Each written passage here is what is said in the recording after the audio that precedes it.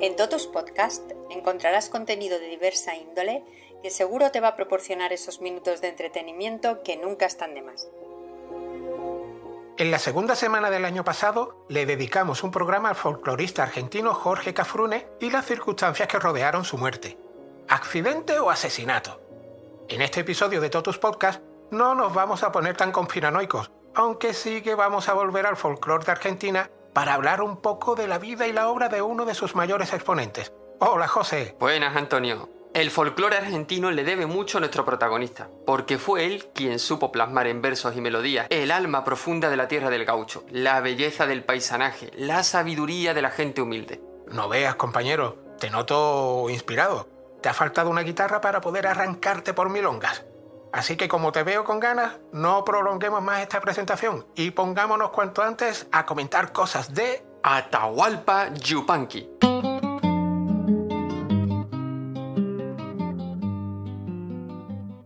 Héctor Roberto Chavero Aramburo, que era el nombre verdadero y completo de Atahualpa Yupanqui, fue un cantautor que nació el 31 de enero de 1908 en Campo de la Cruz, una localidad que está en la provincia de Buenos Aires. Como él decía, era hijo de un mestizo y una mujer de origen vasco. Su padre fue peón ferroviario y su madre campesina. Como el salario de peón no alcanzaba para mantener a la familia, el padre se dedicaba también a arreglar caballos. ¿Arreglar caballos?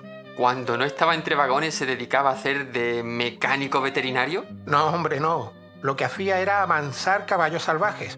Además, lo hacía con gran pericia. Cuando alguien le llevaba un caballo para que se lo arreglase, el padre de Atahualpa amansaba el caballo para adaptarlo a la personalidad de su dueño. Si era una persona mayor, lo amansaba para que tuviese un trote tranquilo y cuidadoso. Si se trataba de un joven, hacía que el caballo fuese dócil pero vivaz. Con lo que ganaba arreglando caballos, junto con su sueldo de peón de ferrocarril, pudo mantener a su familia. Nuestro protagonista nació en un entorno muy de gaucho, ¿verdad? Entre campos, caballos y música. Empezó muy de niño a recibir clases de violín, pero cuando escuchó las transcripciones para guitarra de obras de Schubert, Beethoven y Schumann, se pasó a este instrumento. Y tan pronto como empezó a tocar la guitarra, se impuso la primera palabra del seudónimo con el que se le conocería el resto de su vida: Atahualpa. José, te toca hacer el pertinente ejercicio etimológico. ¿Qué significa Atahualpa? Antes que un ejercicio etimológico hay que hacer uno histórico, porque Atahualpa, el primer elemento de su seudónimo, proviene del nombre del último emperador del Tahuantinsuyo, de principios del siglo XVI. Héctor adoptó este nombre con solo 5 años, durante un trabajo escolar sobre la historia de los pueblos originarios de América del Sur. A esa edad yo creo que a los de mi generación nos ponían a pintar espirales de colores para dibujar caracoles. ¿De dónde viene la palabra Atahualpa? La palabra Atahualpa proviene del quechua clásico y ha sido interpretada de distintas formas.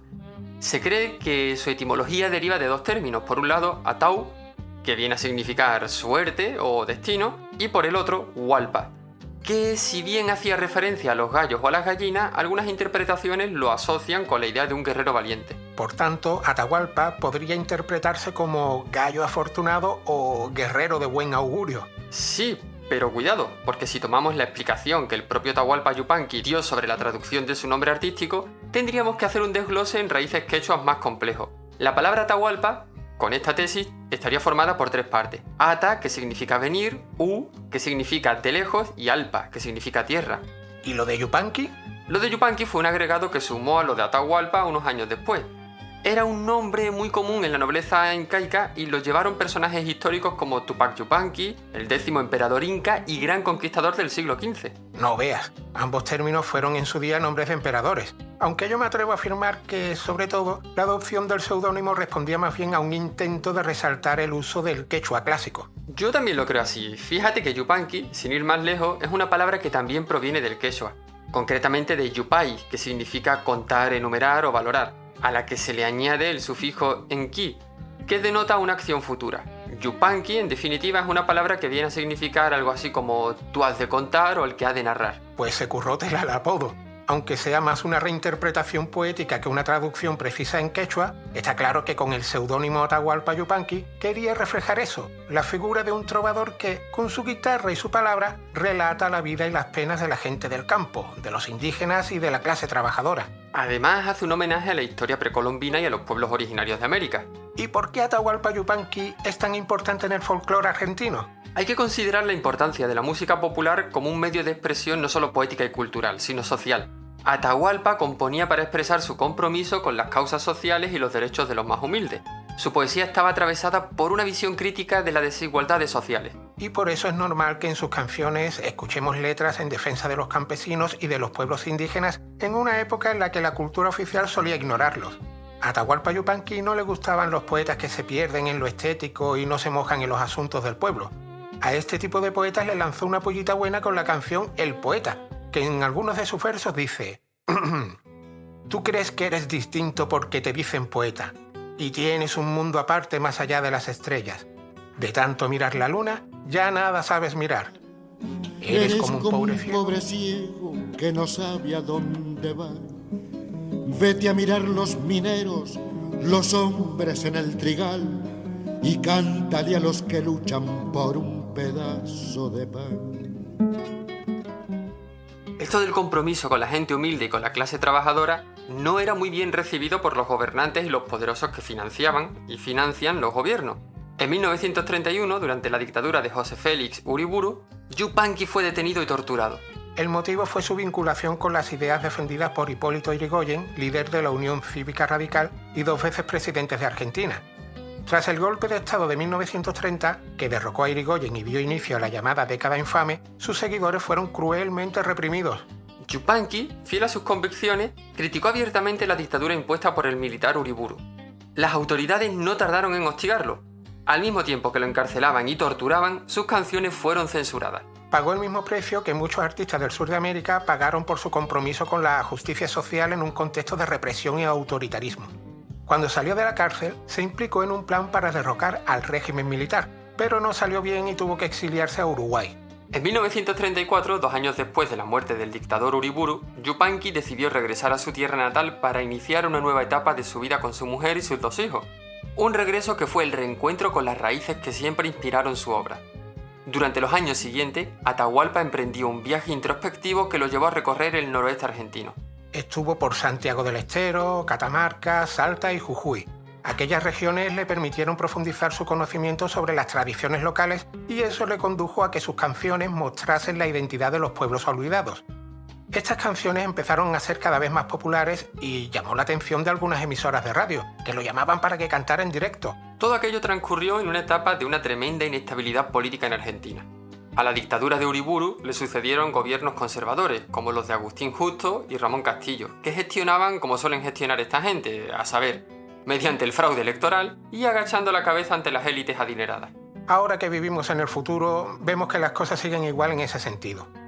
Total, que en 1943 hubo otro golpe militar perpetrado por el llamado Grupo de Oficiales Unidos. En ese grupo destacó un tal Juan Domingo Perón, que se fue ganando la confianza de la clase obrera gracias a iniciativas como mejoras laborales, aumentos salariales y la promoción de derechos sindicales. Estas iniciativas le costaron a Perón su ingreso en la cárcel. Este encarcelamiento desencadenó una masiva movilización de trabajadores y sindicatos que salieron a la calle para exigir su liberación. Ante la presión de las masas, el gobierno militar no tuvo más remedio que liberarlo. Al final, ese episodio le valió a Perón su consolidación como líder, allanando su llegada a la presidencia en 1946. Bien, ¿y todo esto qué tiene que ver con Atahualpa? Resulta que a pesar de las esperanzas que la clase obrera depositó en Perón con sus políticas sociales, su gobierno siguió mostrándose igual de intransigente con partidos y movimientos obreros que no se alineaban con su proyecto político. Y esta actitud represiva afectó a Atahualpa Yupanqui. Debido a su afiliación al Partido Comunista y su compromiso con las causas populares, fue perseguido, encarcelado en 1949 y obligado a exiliarse. Yupanqui no dejó de reivindicar a través de su música las luchas de la clase trabajadora y seguía siendo una voz incómoda para el poder establecido. El peronismo buscaba controlar y centralizar el discurso social, incluyendo la represión como uno de sus métodos. Así que otra vez al exilio. En esta ocasión Atahualpa decidió marchar a París, ciudad que en ese momento era un refugio para muchos artistas e intelectuales latinoamericanos. Allí poco a poco fue ganando un merecido reconocimiento internacional. Hay que destacar que Atahualpa nunca perdió su vínculo con Argentina y sus tradiciones. Siempre mantuvo un compromiso inquebrantable con las luchas sociales. Yupanqui fue invitado a actuar en un famoso local parisino, Milord Larsuille, donde se presentaban artistas de todo el mundo. Su actuación dejó una profunda huella en ni más ni menos Edith Piaf, una de las mayores estrellas de la historia de la canción francesa. Tanto es así que Piaf apoyó artísticamente al folclorista argentino, ayudándolo a grabar sus primeros discos en Europa y a difundir su música por todo el continente. A partir de ahí, Atahualpa Yupanqui se hizo un nombre a nivel global. Actuó por muchas ciudades europeas e incluso llevó su música a países como Marruecos, Egipto, Colombia, Japón. En 1977, en el programa A Fondo de Televisión Española, le hicieron una entrevista que es buenísima. Es que ese programa era muy bueno. Su director y presentador, Joaquín Soler Serrano, llegó a entrevistar a personalidades como Jorge Luis Borges, García Márquez, Salvador Dalí. El programa está en internet, lo recomendamos. ¿Y por qué te has acordado de la entrevista a Yupanqui en ese programa? Por una anécdota que contó. La de cuando estuvo por Málaga, que sí. Esa misma. En esa anécdota, Atahualpa cuenta que, paseando por Málaga, escuchó a un limpiabota canturrear una de sus canciones. Por curiosidad, le preguntó por la melodía que estaba cantando y el limpiabotas le dijo que era una canción malagueña que le cantaba su padre. Atahualpa no le corrigió. Es más, le pareció genial que algunas de sus canciones hubieran trascendido de esa manera. De esa misma anécdota dijo, recordando a Antonio Machado, qué hermoso es sentirse comprendido y cantado sin que nadie sepa ni cómo se llama el autor. En la entrada de nuestra web correspondiente a este programa os dejaremos la entrevista completa. Y por si hay alguien de nuestra audiencia que esté pensando, hay que ver la chapa que me están soltando estos dos sobre un cantautor argentino comunista. Pues dos cosas. En primer lugar, bien es sabido que en todos tus podcasts os contamos lo que nos sale de los guiones. Y en segundo lugar, Atahualpa Yupanqui no fue un simple cantautor. Fue un artista muy influyente y recibió numerosos premios, distinciones y reconocimientos. Por decir unos cuantos, en 1950 obtuvo el premio de la Academia Charles Cros en Francia. En 1956 recibió el primer premio en el Festival de Karlovy Vary por la banda sonora de la película Horizontes de Piedra. También fue reconocido con un disco de oro por difundir la música criolla a nivel mundial. Y en 1980, cuidado con esto, ganó el premio Tecno 80 en el Festival de San Remo. En Argentina, su legado también fue muy reconocido. En 1972, el escenario principal del Festival Folclórico de Cosquín, el más importante del país, fue bautizado con su nombre como homenaje permanente. En 1985 recibió el premio Conex de Platino, uno de los máximos reconocimientos en el ámbito cultural argentino. En 1990 la Universidad Nacional de Córdoba le otorgó el título de doctor honoris causa por su aporte a la cultura. Y en 1991 fue distinguido como ciudadano ilustre de la ciudad de Buenos Aires. Se nos iría completamente el programa de las manos enumerando cada una de las distinciones que recibió Atahualpa Yupanqui. Su grandeza artística se debe a su coherencia, a su compromiso con las raíces culturales de América Latina y su legado de identidad y resistencia. Un legado artístico inmenso que incluye más de 1.200 canciones grabadas, de las cuales alrededor de 300 fueron de su autoría. Entre sus obras más conocidas se encuentran El Arriero, una canción emblemática que describe la vida sencilla y sacrificada de los trabajadores rurales, y Los Hermanos, una pieza que refleja su compromiso con las luchas sociales y la fraternidad. Luego está su faceta como escritor. Publicó libros como Piedra Sola y Cerro Bayo, que inspiró la película Horizontes de Piedra que mencionamos antes. Y aunque no se trate de un libro, debemos destacar, como ya lo hicimos en el programa dedicado a Jorge Cafrune, El Payador Perseguido, porque es una de sus obras más emblemáticas. Originalmente fue una canción, pero con el tiempo su profundidad literaria la convirtió también en una obra poética reconocida. La obra abarca cientos de versos distribuidos en sus distintas partes, usando un lenguaje sencillo, pero profundo, con metáforas que evocan la vida rural, el sufrimiento del pueblo y la lucha por la dignidad. Es una obra autobiográfica. Como el Leaf of the Grass, Hojas de hierba de Walt Whitman. ¿Y a qué viene la mención a Walt Whitman? Eso ya me lo dirás tú, porque cada vez que vamos a la presentación de un libro de poesía, en el turno de preguntas al autor, siempre le sueltan lo de «Su obra me evoca las referencias autobiográficas de Walt Whitman». Eso es una broma, hombre. Me gusta ponerme en plan repelente a lo Pérez Reverte, sobre todo cuando esas presentaciones me resultan aburridas.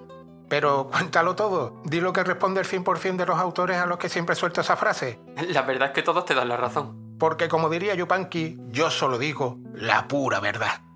Al corazón solo entra la pura verdad. Al corazón solo entra la pura verdad. Gracias por escuchar y apoyar Totus Podcast. Síguenos en la web www.totuspodcast.com y en nuestras redes sociales. Hasta el próximo programa.